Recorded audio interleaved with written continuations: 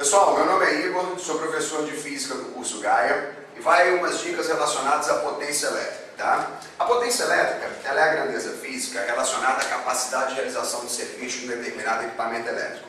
Todo equipamento tem uma determinada função e se esse equipamento executa melhor essa função, muito provavelmente é porque a potência elétrica desse aparelho é maior, tá?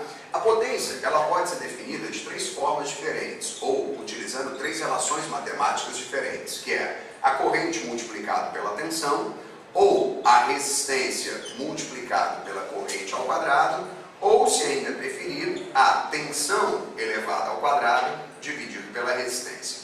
Não é difícil fazer a aplicação dessas fórmulas, mas muitos alunos têm uma certa dificuldade com relação à análise do que é diretamente proporcional e o que é inversamente proporcional.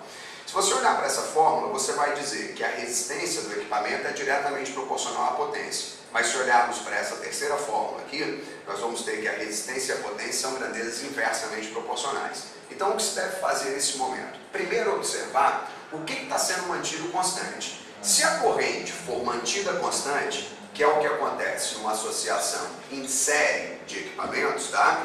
A resistência ela vai ser diretamente proporcional à potência, ou seja, quanto maior a resistência, maior vai ser a potência.